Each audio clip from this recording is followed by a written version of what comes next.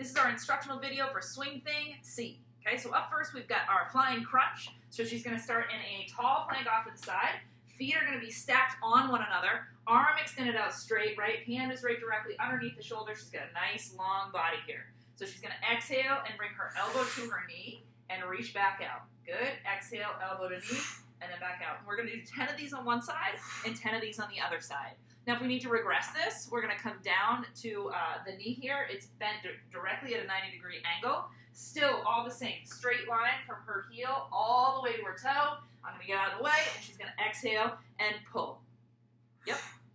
And bring that hand just underneath you just a little bit more. Yep, little adjustment. Perfect. So see how I just coached her? Her hand was just a little bit outstretched. It helps to have a set of eyes on the outside, right?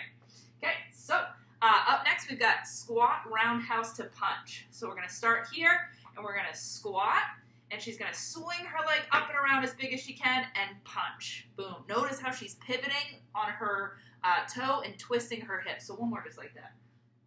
Roundhouse and punch. Boom. Because power comes from the hips. Okay, and we're going to alternate those. Yep, we'll go to the other side. So we are going to alternate. So let's go in motion, Pro. We'll do a couple. So squat, she's going to roundhouse on one side and punch right at you. And she's going to squat, roundhouse other side, punch, and pivot in the other direction. Beautiful. Yeah, that's perfect. And to regress this, we're just going to decrease range of motion, right? So just don't squat down as low. You don't have to swing your leg up so high if it doesn't go that high. Just do the best you can in terms of what you have for range of motion. Okay, and as always, if this still bothers your hips or doesn't feel quite right, please just reach out to us. We can do that one-on-one and make specified modifications for you. Up next, we have a bear hop to mountain climber. So we're going to start out straight in a tall plank position. This is always important, so I'm going to go over it again. Her hands are directly underneath her shoulders. Her fingers are spread wide to take pressure off the wrist. Her head is nice and straight. She's super tall all the way down, right?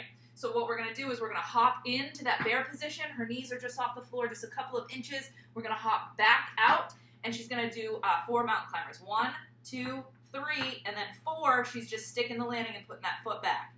Then she's going to hop back into bear and back out, okay? And then 1, 2, 3, 4 is putting the foot back and in. Boom. All right, so that is the bear hop to mountain climber. Now, if we're going to regress this, we're going to do a slow mountain climber. The same rules still apply in terms of the positioning of the start for the body. And she's just going to go really slow. Remember, we want to own this position first before we start making it more dynamic. So that is the slow mountain climber regression for the bear hop to mountain climber. Up next, we've got reverse lunge reverse lunge with rotation. And we're going to alternate this one. So what she's going to do is put her hands by her ears. Remember, not on her head because we'll have the tendency to want to push forward. So hands on the ears. She's going to go back and twist towards the knee in the front.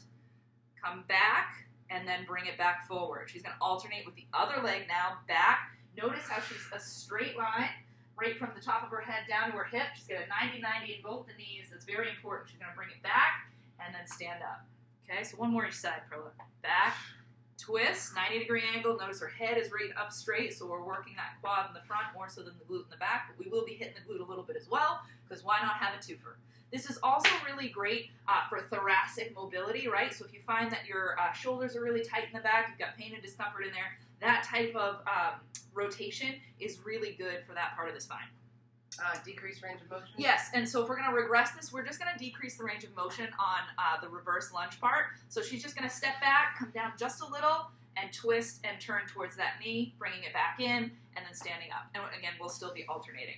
Okay, just not dropping down quite as low because we don't necessarily have to put that torque and pressure on the knee if they don't like that. Okay, next, these are pretty funky. I'm going to get out of the way.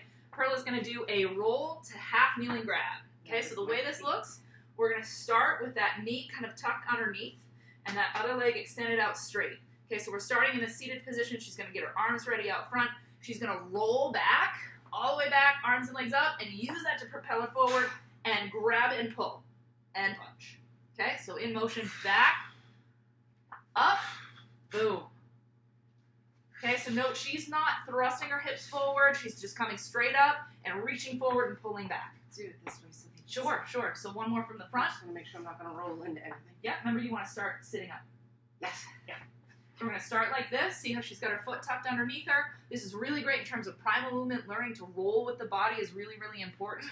back and up, and pull and push, right? And Perla likes to make those special sound effects. Give me a sound effect, Perla.